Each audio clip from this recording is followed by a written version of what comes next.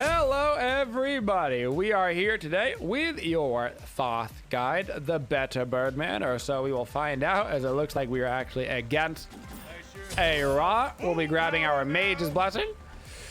Ooh, we're going to be getting a tier 1 going into Divine Ruin because they've got a lot of healing, Arachne Sustain, they've got the Rod, the Cupid, all sorts of good stuff. So with that, we'll get 1 health pot and 2 mana potions. This is instead of our more standard start, which is the tier 1 going in to do more Chronos Pendant and all that, and then a couple more potions. But you got to mix up your build depending on what you're playing against. Thoth is a long-range, heavy damage dealing mage who's pretty susceptible because his getaway skill also happens to be one of his better damaging abilities, so you have to choose how to use it very specifically. Thoth is only played in the mid lane. He is not played anywhere else. For our first ability, we will be grabbing our 1. Our 1 is the ability that we will be maxing out first. It is our main lane clear and god damaging ability. When we press this ability, our next 3 basic attacks will pass through enemies, including minions, including gods, and it is going to deal ability damage instead of auto attack damage. So you get 3 shots coming out from this. The more times that it hits a target, the more damage that they are going to take. So what that means is enemies hit by subsequent attacks of this will take an additional 20% damage, and the cooldown will be reduced by 1 second when you're hitting this on enemy gods. So unlike a lot of abilities where they hit multiple times, they do less damage, it is the opposite for Thoth. The more times you hit your 1 in a row, the more damage that it does. So hitting the 3rd shot can do a whole lot of damage if you've hit the first 2. Keep in mind, it will also slightly reduce that cooldown on the ability as well. So you can hit, the more you hit it, the better off you're gonna be, baby. I'll just kind of show you a little pop, pop, pop. Get a little additional damage, get a little additional CDR on the ability. The ability that we grab at level 2 is our getaway skill here on Thoth. Your right tower. And that is going to be our evade and punish. When we click this ability, we are going to dash in a direction that we are choosing. It is the multi-directional dash ability, just like Rama. So if you're clicking backwards, you go backwards. If you're clicking forwards, you'll dash forwards. Back left, you go back left, etc. Enemy missing. For a small period of time after we dash, I do believe it is 3 seconds. 5 seconds, we will have a little wagging finger. You can see our finger over here wagging.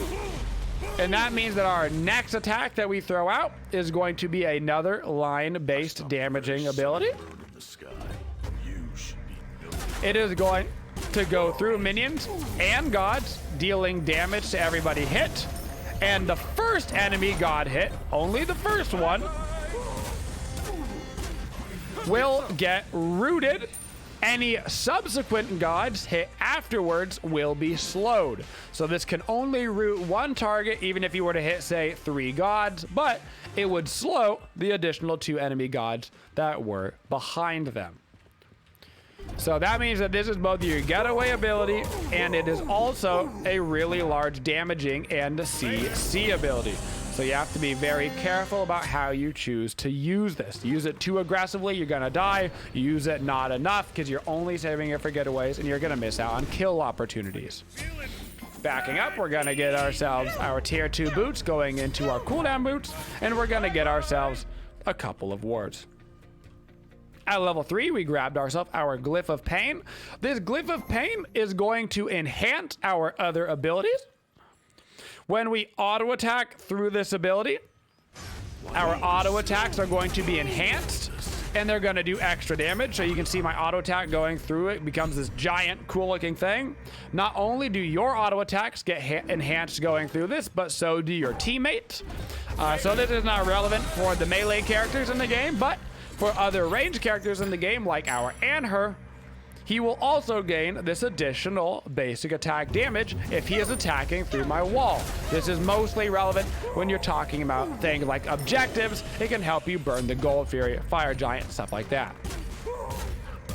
For Thoth, the way that you're going to utilize this is to enhance your abilities most of the time.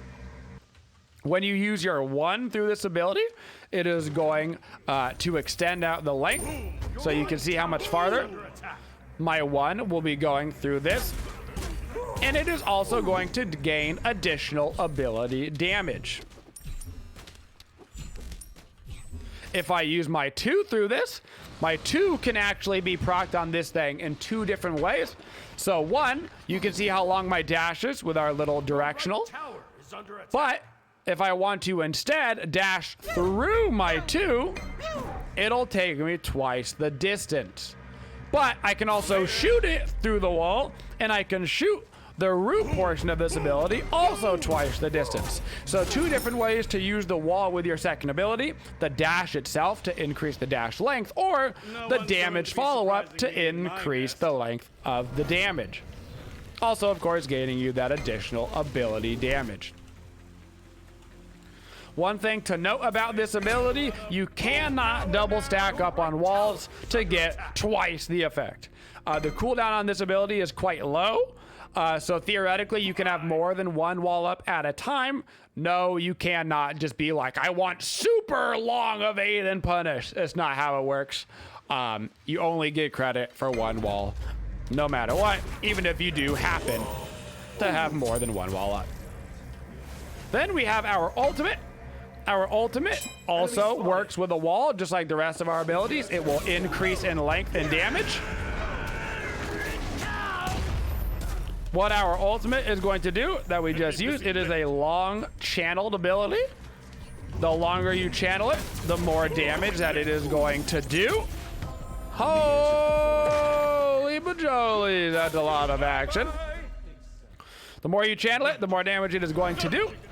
And when you shoot it out, it is going to go through all minions. It is going to go through all gods, doing a bunch of damage to everybody in its path.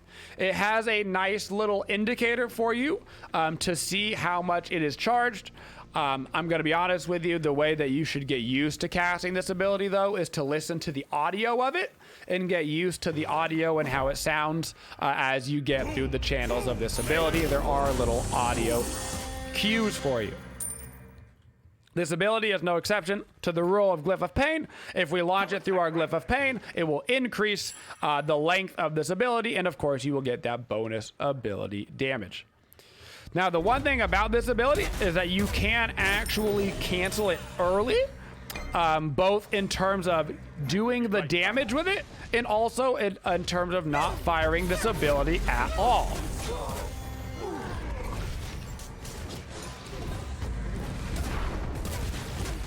So if you left click the ability again, when you're channeling it, you will launch it early.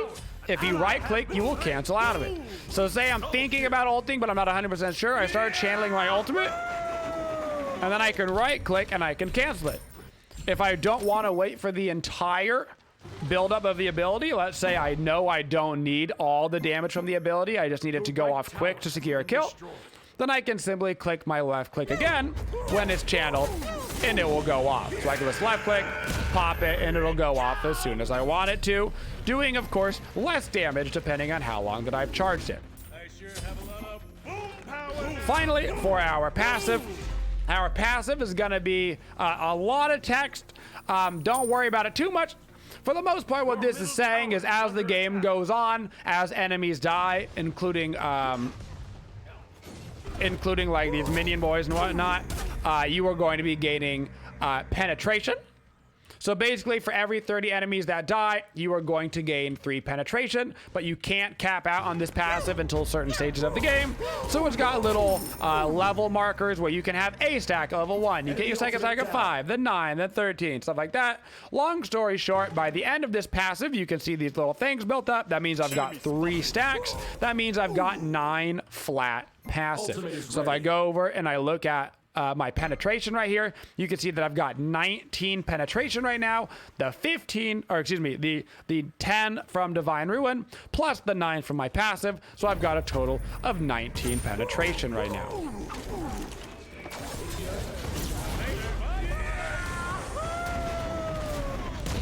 Combining my ultimate with the Nezha ultimate right there. Nezha gives me a giant setup. I use my ulti to get out as much damage as I can on the Arachne. Not quite enough to kill him, but enough to make him run away. So do be a little bit careful about flat pen on Thoth. There's really, it's very difficult to overcap on flat pen right now in the game after they had made all those changes this year in the mid-season patch. Kind of reducing the amount of flat pen in the game and increasing the amount of percent pen. But you do get 15 flat pen in your passive. This does apply to your overall 50 flat penetration cap. So if you have a Spear of Desolation and a Divine Ruin, that's going to be 25 pen plus the additional 15 from your passive. You're already at 40 out of 50. You really don't need any more flat pen than that. The squishies will cower before your might.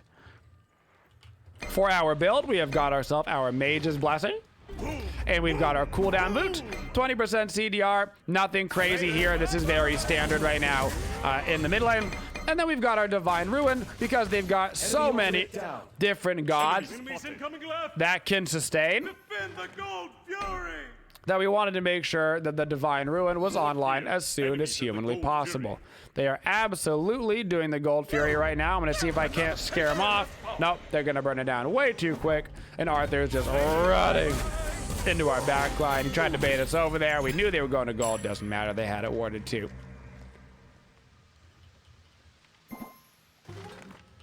For our leveling order on Thoth, we are going to get our ultimate whenever we can. Our ultimate just going to increase the damage of this ability, but that damage is a lot. We're going to rank up our 1 to max because this is our main poking ability on enemy gods as well as our main lane clear ability. Then we will rank up our 2 third.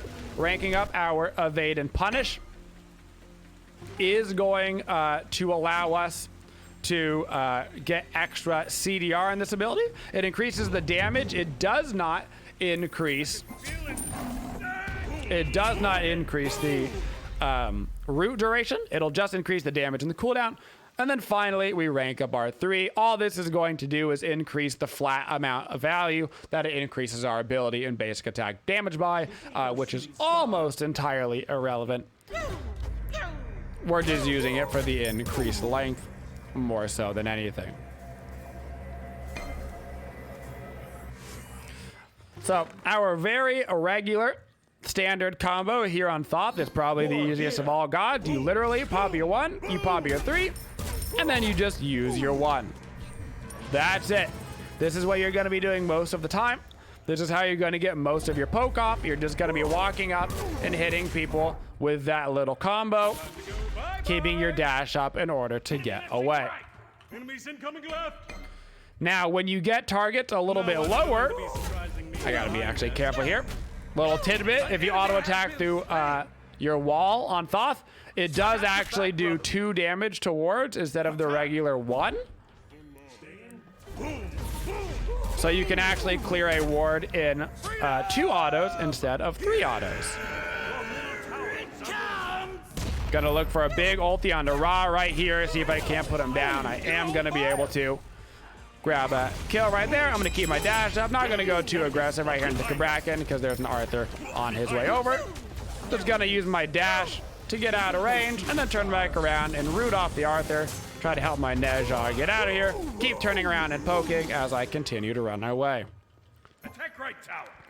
Our main focuses on Thoth are going to be penetration and cooldown for our build. The reason is because we have so much base damage in our kit that really the only 2 things stopping us from doing damage is 1, our abilities being on cooldown, so we can't use them, or 2, the enemy having so many protections that it kind of takes away from our base damage. So our damage is going to be pen heavy, not just flat pen. We're going to have the Divine Ruin this game because of all the healing that they have in a Spear of Desolation. If they didn't have so much healing, then I would just grab the Spear of Desolation, of course, without the Divine Ruin.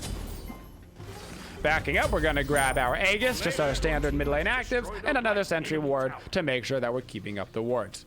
When I'm leaving base, I almost always have my 1 procced because this will just stay on you until you use it. So I save some mana going into the lane and use your 2 to dash out as well, just to help you get back to the lane a little bit earlier.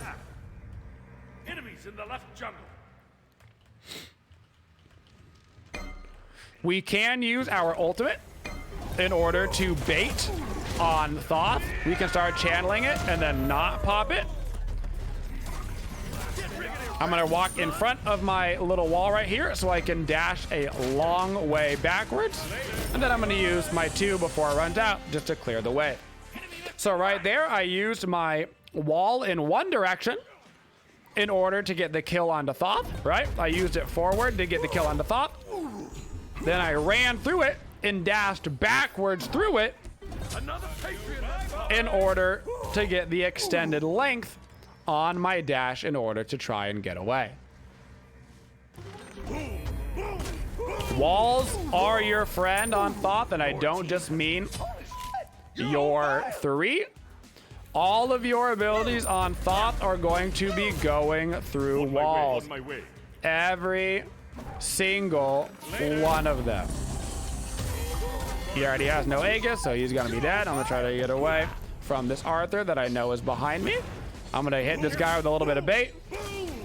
Just gonna start running this way. I'm gonna dash away, hit him with a root, back through the same 3, and then get out. So your 1 will go through the wall. Your 2 will obviously not be able to dash you through the wall. Keep that in mind. This is a dash, not a leap. So you can't just dash through the wall all willy-nilly. If I try to dash into this wall, I'm just going to smack it with my head. But the actual ability itself will go through the wall. Your 3 you can genuinely place inside of a wall because then you can just launch your abilities through it. The game doesn't actually care. And finally, your ultimate will go through walls as well. Because of that, that means on your positioning on Thoth, you are looking to be real far back. The way that I describe Thoth positioning is as such.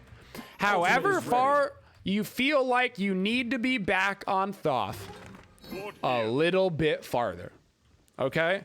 So whatever the distance is that you're thinking this is probably the right amount of distance to be back, a little bit further than that. It's just a good habit to get into. You have some of the longest range in the game, some of the highest damage with this long range in the game. So abuse how far back you can be. Abuse having walls in between you in order to keep you alive. And watch out for the dang Arthurs that are coming for your butt, dude. And forcing you to beat. So I'm going to stand back in this fight as much as I can. I'm going to start channeling my ultimate. I'm going to pop it a little bit early here onto Arachne, force the Arachne ulti.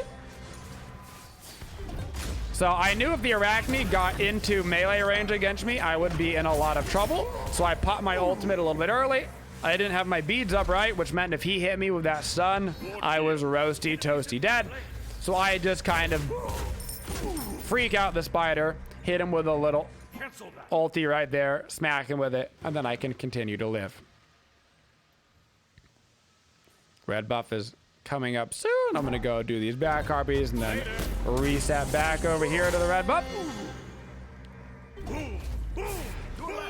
As for our matchups on Thoth, gotta be careful here. It's about to be a party. I'm just going to dash away. Kind of keep coming this way. I know his ulti is down, so I'm going to try to just hit him with a little smackety smack. Now I got to be careful because they could very well dive behind this tower, so I'm just going to position myself in between them. They got the only variable. They've been getting all the objectives this game. No worries. Okay, so we grabbed ourselves a Divine Ruin and a Spear of Desolation for that flat pen. We've now got 4 stacks of our passive, which is 12 penetration on top of the 25 we're getting. And now we're going to start working on Obsidian Shard. Obsidian Shard just going to give us a bunch of percent penetration, going to help us against this thicker team. They've got the Arthur, they've got the Kabrakan, Roz providing out protections to members with his heals. And it would not be super uncommon for somebody like Arachne to start grabbing items like a sledge or something. So we're going to get a bunch of percent penetration from that. And then all of our damage is going to be slapping. For matchups on Thoth, this is actually a very good enemy team in order of discussing about things that Thoth is good and bad against. Thoth has a couple of struggles. One struggle for Thoth is walls. So Krabrakan can be a bit of an issue for Thoth because he only has a dash as his getaway ability. Now, while it is a really, really long dash, so it can be quite effective, it is still a dash. So if they do have walls, whether that be a Krabrakan, a Thor, a Ymir, whatever, you don't get to utilize how long range your dash is, and so it doesn't really matter. Beads and Aegis down on Ra. Nezha should be able to finish him. Throwing down my 3 so I can auto attack through into this tower. You see that little bonus 20 popping up? That is the bonus 20 damage that I am getting from attacking through my 3. So yes, you can get this proc onto towers. Yes, your friends will also get that proc onto towers. So if Anher was auto attacking through this, he would also get that same thing. Trying to dash over to get into the range of my root for the cab. Not quite gonna be able to get into that range. Shouldn't really matter. Just gonna channel my ulti. That was actually kind of funny timing. I ultied right when Anher impaled him out. But that's fine. Head over to this left lane, clear out this lane, and then use my 3 to auto attack through, get a bunch of damage onto the tower. So walls are very problematic. You can see the Anher also attacking through now, getting those enhanced autos. And we got to back up and go to make sure we can defend right. Make sure they don't do fire. None of that silly stuff. On top of the walls, cripples are also very problematic for Thoth. Cripples can be quite annoying. Cupid on this team, his ultimate is a cripple. The reason why it's so annoying for Thoth is because your second ability is a movement, which means that I can't actually use it within Cupid ult unless I want to beads in order to get out. Now, Thoth does not have a CC immune ulti. You are not CC immune while you are channeling Final Judgment. It's kind of one of the balancing mechanics for the ability. You are very susceptible while you are channeling it. So that means my only way to get out of cripples, like an RDO, like a Cupid, is to simply beads and get out. This is very, very problematic for Thoth. One more thing to worry about. Worry for anybody that can double key you in a way that you can't stop. What I mean by that is gods like Fenrir. Fenrir's Brutalize will follow you through your dash. He's probably one of the singular hardest counters in the game to Thoth. He literally will brutalize on you, and you cannot stop him from doing the entire thing. Your only way to stop brutalized damage is to literally Aegis it, and that is a disaster. I'm gonna dash near this wall and just kind of use some abilities through it. Try to get people off the Nezha as much as I can. I'm gonna start channeling my ultimate. I'm not gonna fire it though. I'm just gonna look for some more poke onto this Cupid. Feeling decently confident to go in on this, so I'm gonna dash in for the damage and then continue to run out to the left hand side since I know everybody was over in the right hand side. For people that Thoth is good against, Thoth is good against gods without sustain. Because Thoth has so much poke in his kit, going against gods without sustain puts them in a really awkward spot where basically if you hit them with all 3 ones, they're probably at half HP or lower, and they're gonna have to back to base already, which is a good way in the early game especially to make the enemy miss out on XP. So anybody that doesn't have sustain in their kit, which is a large majority of the gods. So whether you're against a Merlin in the mid lane, or a Scylla, or a Ryzen, or whatever, it can all work. I think they actually have this red buff warded because they're all running straight at me. So I'm just gonna run away without even picking up this red buff. That was a lot of people on the map running straight to red buff. I'm pretty sure they have it warded. I accidentally bought this magic focus. Whoops a daisy, that's not what I'm trying to get into. What I do want to get into is myself into a Rod of Tahuti. Rod of Tahuti you always buy on Thoth. You do so much damage, we're gonna have so much pen. if we can get somebody down below that 50% HP threshold, then they're never gonna make it through any of our ability sets. Doesn't matter whether it's our one, doesn't matter whether it is our root combo, anything will start to kill them. Keep in mind, you can't actually attack wards while your one is up. So you see right there, I was kind of shooting it right on over. Doesn't work at all. That's because this one is not an auto attack. You click it like it's an auto attack, but your one, your two, none of these proc any auto attack based effects. So no Telkine's Ring, no hastened, nope, no poly, no nothing, okay? Thoth is a 100% ability-based character. No auto-attacking nonsense whatsoever outside of the fact that your 3 slightly enhances your autos. Because the way that you proc the ability is through left-clicking like you're auto-attacking, a lot of new players get confused and they think to themselves, oh, this is kind of like an enhanced auto, like something maybe Freya would do. It very specifically in the ability says and applies ability damage instead. Basic attacks pass through enemies and apply ability damage instead. This means that these types of things do not work with any auto attack based feature. Just to clarify. We should probably be heading ourselves over to the fire giant right now. One note about the 2, that's actually a kind of important tidbit. The cooldown of your 2 starts after you throw the damaging portion of this ability. So I've got a 8-second cooldown. When I dash, it does not start the cooldown. Once I throw out and left click with it to attack, then the ability goes on cooldown.